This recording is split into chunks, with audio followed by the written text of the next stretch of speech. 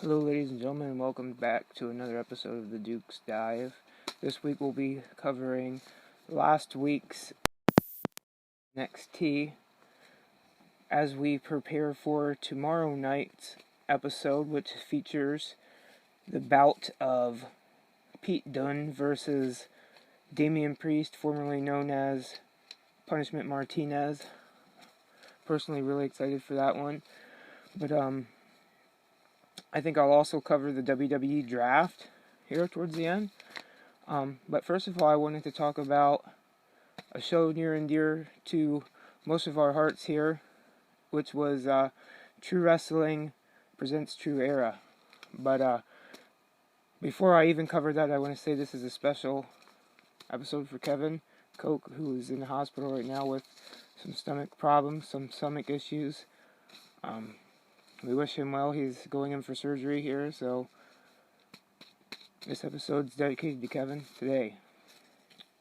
Not going to so much review True here as much as I am going to just cover the event and what happened. Awesome event, first and foremost. From everything was pretty much what I was hoping. Like when I went down there for my very first time, I heard about True Mill. The crowd was fantastic. The venue was fantastic. The sound, you could get some nice chants going in there. The floor, you could stomp on the floor and get everything going. It was pretty awesome. The acoustics in that building. We've first seen the fire ramp up the on the outside, and we first started walking up there, and I was like, I don't really think this is the way to go. Well, I had hoped not anyway. My cousin and I, he had gotten up halfway further than I did. I got about halfway. He got about up to the second landing, and he turned around and he asked me, well, how do you feel about this? I says, well, to be honest with you, I'm heading back down already looking for another way up. Hopefully that ain't the way up there. If that's the case, the wrestlers can go up that way or whatever, but nope, that wasn't the way up. We were out back of the building. I make sure you go up to the front of the building when you go to the True Mill, so that's a mistake we learned. But thank God we didn't have to climb up those red steps. Like I said, fantastic event. I just wanted to go back and cover the matches that happened. We seen Space Monkey versus Samuel Adams. Samuel Adams won that match, but that was a pretty awesome one. For my first time seeing Space Monkey, and these guys were awesome together, so funny. They had one of the best matches I've seen in a long time.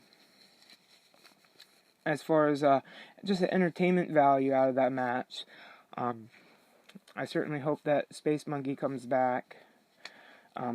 Next up, we've seen a 6-man and woman scramble here as Tim Rush took on Manders and Adina Steele, Jason Furious, Sean Carr, and Kobe Durst.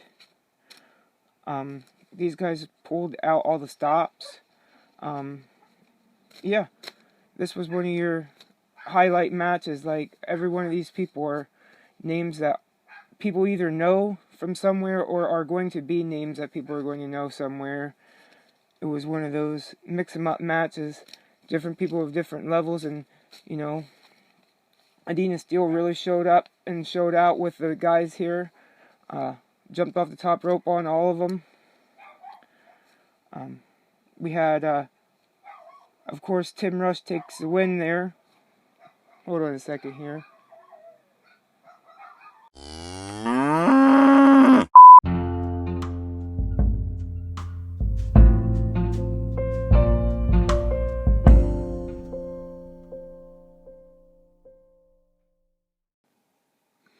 Alright, anyways, I'm back. But, as I said, that match was won by Tim Rush here, who you would think would have one hell of a claim to at least one of the titles, whether that be the heavyweight title or even the big gun title that Clay's currently holding.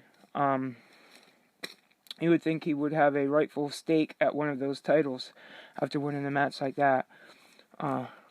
which also brings up the point of this next one, which was Wheeler Yuta versus Tony Deppen, and what was my personal match of the night. I like Yuta. I've seen him now through different promotions like Beyond and such like that. Tony Deppen, of course, we've known True for a long time, and just went to GCW, just went in Japan, wrestled Corrigan Hall, stuff like that. Crazy stuff happening for him. Was a make or break match for both of these guys. They both had something to prove, in my opinion. They were both coming off of wins at Beyond Uncharted Territory. I do believe that's what they'd said on the pre-show. The pre-show was live on Facebook. If you didn't get to the VIP matches before, of course we were driving at that time, so we did not get to those matches. So thankfully we were able to, after the show, turn on the pre-show, and I'll cover that after the end. I'll cover the tag team match that happened on the pre-show, but that's definitely worth checking out if you haven't already seen. It's more than just a couple matches or a match. It's a lot of interviews and a lot of backstage stuff too. It's a whole show. It's like your WWE. I hate to compare it to that, but it's like your WWE kickoff show. It's truly its own thing now. So I thought that was really neat of them to do, and really cool of them to offer for free on Facebook Live, especially for those people who would have been traveling at that time. I don't know how often we're going to make those early ones, because we're traveling from Williamsport, so that's at least like an hour and a half, almost 2 hours, out by the Mohegan Sun Arena. It's not too terrible, but I don't mind going back and watching that match on Facebook. I'll share that out through the Smart Mark discussion group. As Tony Deppen picks up this win, though, so like I said, maybe he'll wrestle Tim Rush even. So Rush versus Deppen, yeah, I'd like to see that, honestly. And then winner of that takes on one of the champions. Next up, we had our mystery opponent versus the Chubby Daddy, Trajan Horn, for the heavyweight championship title. The mystery opponent was revealed to be Shane Douglas at the beginning of the match, and this was a street fight ECW rule type match. It was really awesome to see Shane out there still. Of course, I've seen him about 3-4 years ago, but so man, he's still going. He's still got it. Fantastic match with Trajan, where Trajan picks up the win and retains that title, and one would have to wonder what's next for him. Like I said, could he face Deppen? Could he face Rush? I don't know what's going on as far as that goes. Or would one of those guys go after Clay? The next match we had was Stepdads versus Sage Matthews and Alan Clayball. I forget what the excellence at its finest, or something like that. I'm blanking on the tag team's name of Sage and Alan. But this was a really fun one as well. Always great to see the Stepdads out there shaking hands. But not so much for Sage and Alan, who stole the win here, in my opinion. They caused a little referee distraction and whatnot, and just a little bit of chicanery going on from them guys. I think they didn't give my guys, the Stepdads, a rightful match here, and they walked out with a W. A W they didn't really truly earn. Anyways, that moves us on to the next match, which was Tommy Boy Floyd versus Luke Lee in a trick-or-treat match, trick-or-treat fight.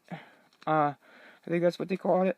But this was a great match. This was a good match. Luke, I don't know if you're listening, but you definitely got my respect here. Thumbtacks, pumpkins, signs. Oh, these guys went at it. They both were hurting by the end of that match, and especially Luke had a couple thumbtacks sticking out of his back, and a L on his record as Tommy Boy Floyd picks up the win. But like I said, not without putting up a hell of a fight first of all. Not sure what's next for Luke here. Maybe, he's definitely got something to prove. So he's got one hell of a mountain to climb on his next journey, but from what I see out of this match, it's not going to be too much for him to get right back to where he needs to be in true wrestling. So the next one was another really fun one, which was Bro Keller versus Tommy Vex. Tommy Vex out there telling people not to sing his song. The crowd was telling him to cut his mustache. These guys went at it. These guys, I really like Bro. I hope to see him back. And, you know, Tommy's an original, and we always like to see him. But Tommy did pick up the win over Bro here. Who knows what's going on with Tommy now that he's broken out of the movement. He's looking to keep that movement going, you know, on his own. You know, he won that match, and you know, keeps on moving. Got to move up them ladders. Maybe he'll be up there. Maybe it'll be a triple threat between. Maybe he'll even wrestle Sam Adams. Who knows? But that leaves us to our main event of the evening, which was Clay Drasher versus Ethan Page. Awesome match. Like I said, there was a lot riding for me to see Ethan Page here tonight. I kind of was waiting to see him live for quite some time, and he lived up to my expectations anyway. Threw Clay from one corner of the ring to the other with a big boy bomb. But he still couldn't pick up the win, as Clay retains his title to send us home with some fond memories of Clay being the champion. So that wraps up my coverage of True Wrestling Presents the True Era. I hope you like it, and well, I'll be back to talk to you about True next month when we go November 15th up to True Mill again, and then for the Tilt-A-Whirl Toy Drive on November 24th. I think that's the date I got that. 23rd. It's either the 23rd or the 24th, but either way, check out TrueWrestling.com. Check them out on Facebook. Check out them on IWTV.live. Use the code TRUE20 and get yourself 20 free days of True Wrestling and all kinds of wrestling on IWTV. So anyway, like I said, thanks for listening to that part, and we're going to cover NXT now.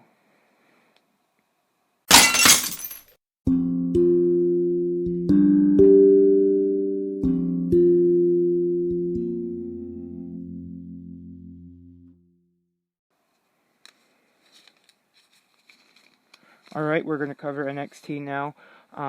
Fourth week on TV, we open up strong with Drew Gulak, the Philadelphia Stretcher, versus Lio Rush for not the 205 Live Championship, the NXT Cruiserweight Championship. Now, if you know me, I've been saying this for the longest time, that NXT needs to take over that 205 Live and move those guys and just have those guys tour with NXT, or have them at least be on before or after, but not tour with SmackDown or Raw. They need to tour with NXT, but it seems like they even went one further, and they just enveloped or took over the 205 Live, and those guys are just wrestling as NXT Cruiserweights, which is not a bad gig in my opinion, and it's not a bad step either. It's a good step in the right direction as far as I'm concerned, because the NXT crowd will eat these guys up, and they did. They loved this match, and got the proper respect it deserved. It didn't happen after, 4 hours of Raw, and the crowd's all tired out and worn out, and now you're going to put these spectacular guys out there in front of a crowd that's just already watched 4 hours of wrestling. They just want to go home. That's what I've seen anyway on my adventures of seeing 205 Live. Those guys did need to be on after 3 hours of wrestling and a dark match and everything else. Everybody was ready to leave, man. So they didn't get the respect they deserved in that match, I think. Like I said, I seen Rush then. So anyway, this was the Philadelphia Stretcher versus a high flyer. Like I said, this was my most anticipated match of the week. which they did find out how to do wrestling during commercials on this one. Leo does a rebound stunner off the bottom rope. I remember seeing Ace Austin do some stuff like that, and I remember that saying that was a pretty innovative thing to do then. I think it was on MLW I seen him do that. But either way, that's a pretty nifty move to do. Of course, he wins with a beautiful frog splash, and I had a little side rib here. He was the new CZW Wired champion, just because of it being Drew Gulak versus Leo Rush. So it kind of threw me back to like when they wrestled at CZW, stuff like that, when they both wrestled there. Not sure how many times they went together against each other, but I digress and I digest. But I thought that was pretty cool. Kind of like a little throwback to the super fan who might know them guys when they wrestled in CZW. So the next match is somebody who I'm really familiar with and has really grown on me. Rhea Ripley versus Aaliyah. Like I said, Rhea Ripley is probably my favorite current wrestling woman on the WWE platform. Leah climbed all over her, stretched her out. Crazy spin out powerbomb submission into a slam while she was still holding her into a submission for the win kind of thing from Rhea. Then she goes out there and cuts another promo on Shayna Baszler. We move on to a great match, Breezango versus Everrise. Of course, Everrise was drug out to the ramp by Jackson Riker of the Forgotten Sons. So they kind of took that match over and started up as the Forgotten Sons versus Breezango. Steve Cutler and Wesley Blake took on Tyler Breeze and Fandango here. They were really, Breezango really perfecting their craft there in NXT. I can see just different things they're doing. They didn't have to scrap the whole Breezango angle, but they basically were fine-tuning everything, different moves they're doing down there. Just really, oh, that's pretty interesting. I like to see where they're going and where they're going to take this Breezango gimmick, if you will. Fandango hit a top rope tope con hero. It was like a 450 off the top rope, like suicide dive. Not off the top rope, but like off the middle of the ropes. It was like a dive out to the outside. Forgotten Sons win with their patented memory remains to pick up the win, and it takes us to Boa versus Cameron Grimes. Of course, Cameron Grimes is Trevor Lee. Instant double foot stomp win. Another of those moves where Cameron Grimes just double stomps that dude right into the ground and picks up a win.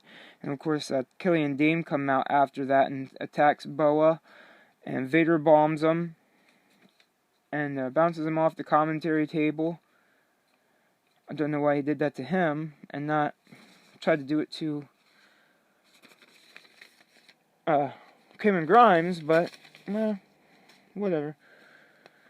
Then, of course, we had an awesome promo from Damian Priest about his match tomorrow night, as it were, against Pete Dunne. So, like I said, that's another one to watch out for, in my opinion.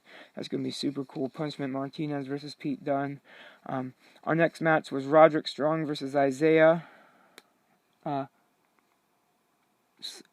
can't read my writing there, but Isaiah something.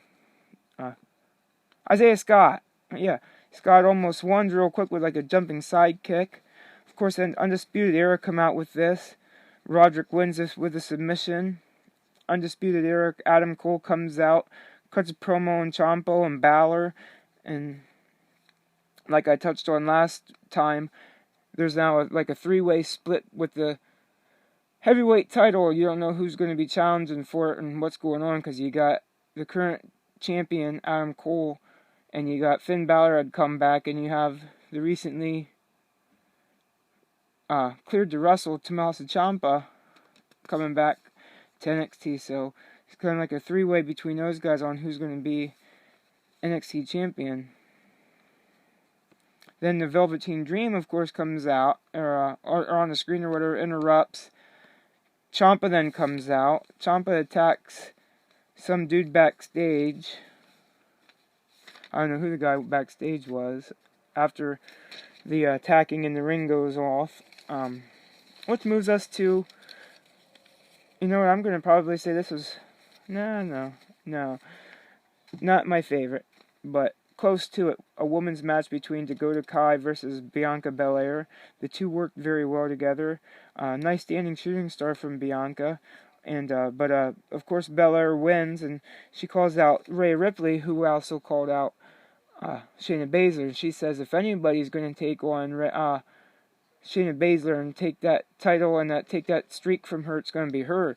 So if you want to wrestle Shayna Baszler, you're going through me. And of course I'd like to see that match. I think that'd be pretty decent. Shayna Baszler versus... Rhea Ripley versus Bianca Belair. Then of course we had some information about our WWE press conference on Friday, our draft live from Las Vegas. Moved us up to my match of the night, Walter versus Kushida. Kind of like weird. I kind of thought it was going to like go off for time because it was really late, and I don't know how they're allowed to like go off, and because sometimes they're strict at this certain time that's off. I was really scared that the match was going to have to cut off, or they were going to have to do something to cut that match off, but nope, those guys battled out right through them. They only gave like one commercial break, and they came back and they said we're going to be sticking with the action. But of course Walter, such a huge dude. Kushida does great job of keeping Walter grounded in this one. Walter starts chucking him around. Nice rolling transitions from Kushida, who, you could chuck him around, he comes back on and tries to take you back down to the ground, which was good. That's what you need to do with a guy like Kushida. Keep him, a guy like Walter, that's what a guy like Kushida needs to do to a guy like Walter, is keep him grounded and tired. I don't know if NXT was intentionally running over because of AEW or whatever, so you can't go and switch back over. I don't know. It's a Wednesday Night Wars, people. Walter wins this after a comeback and forth with an insane ripcord, so he remains undefeated, but of course Kushida takes his first loss, and I don't know what Walter's going to do, but once again, Imperium stand tall at the top of the ramp for NXT, which moves us on to tomorrow. What are we going to see tomorrow night, other than Pete Dunne versus Punishment Martinez? Join us next week here on the Duke's Dive as we talk about that. And real quick here, I am going to discuss the WWE draft. So join me right here. Just give me a few seconds.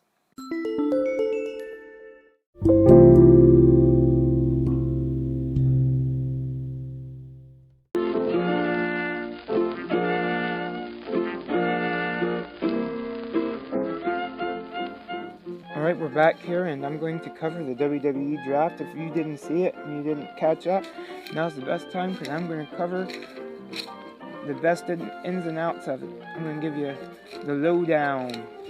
So, follow along here. This is WWE Draft Night 1. Becky Lynch drafted to Raw. Roman Reigns was drafted to SmackDown. The OC was drafted to Raw. Bray Wyatt, The Fiend, was drafted to SmackDown. Drew McIntyre was drafted to Raw. Randy Orton drafted to Raw. Sasha Banks drafted to SmackDown. Ricochet was drafted to Raw. Braun Strowman was drafted to SmackDown. Bobby Lashley was drafted to Raw. Alexa Bliss was drafted to Raw.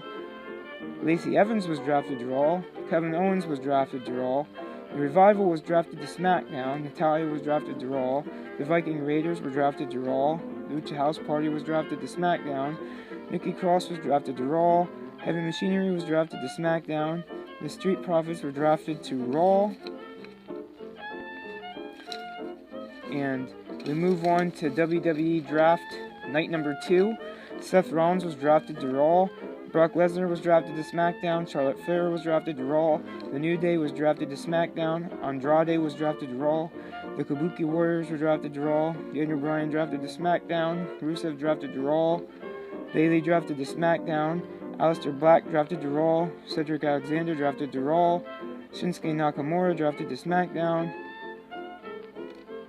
Humberto Carrillo drafted to Raw. Ali drafted to SmackDown. Eric Rowan drafted to Raw. Buddy Murphy drafted to Raw. Ziggler and Rude were drafted to SmackDown. Jinder Mahal was drafted to Raw. Carmella was drafted to SmackDown. R-Truth drafted to Raw. Samoa Joe drafted to Raw. The Miz was drafted to SmackDown. Akira Tozawa was drafted to Raw. King Corbin was drafted to SmackDown. Shelton Benjamin drafted to Raw. Rey Mysterio drafted to Raw. Chad Gable and nothing else. Absolutely nothing else am I going to call him. But Chad Gable, he was drafted to SmackDown. Titus O'Neil was drafted to Raw. Elias was drafted to SmackDown. Liv Morgan was drafted to Raw. We had Seth Rollins burning down the Firefly Funhouse at the end of SmackDown here. Shades of when Randy Orton did that. Hopefully they're not tired with this already. Hopefully they put some more time and effort into the Fiend here. I don't know. So we got the Fiend versus Seth in a Falls Count Anywhere match at Crown Jewel here on what is that, the 28th? No, the 31st or something like that. No, excuse me. Yeah, it's the 31st. The Crown Jewel's on October 31st, Halloween. So we'll get the Fiend versus Seth Rollins. This week the Viking Raiders won the tag team titles on oh, excuse me, my notes are everywhere.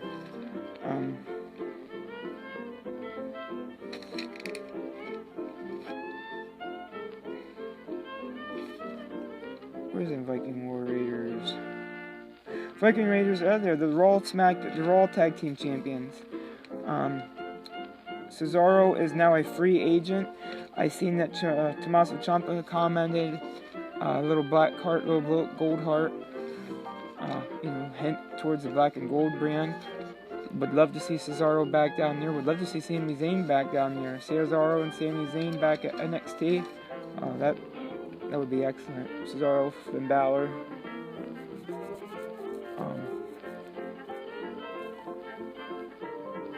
Cesaro, Finn Balor, and Sami Zayn in NXT would be awesome. Of course, Bayley wins the SmackDown Women's Champion after she cuts down her little wacky waving inflatable unflaming tube men and made a whole bunch of kids cry. But anyway, before I ramble off into a 3-hour tirade here, I'm going to call this a podcast. I'm going to have to go ahead and say this is the end. Sorry, ladies and gentlemen. Thank you for listening, though. Like I said, this whole podcast, this whole episode was dedicated to a good friend, Kevin, who's in the hospital right now. So good well wishes towards him. If you see him on Facebook or any of your social media, wish him well. And hope everything's alright with him. As we move up towards next week, it's Duke Dive. I'll cover the 5th week of NXT. And I'll cover, you know what? I haven't done the deathmatch moment in a while, so I'm going to cover GCW No Sleep. Shellac versus Tony Deppen. So next week we'll get the 5th week of NXT covered, and we'll cover GCW No Sleep. So how do you like that? Thanks for watching, ladies and gentlemen. This has been the Duke of Disputation, and this has been the Duke's Dive.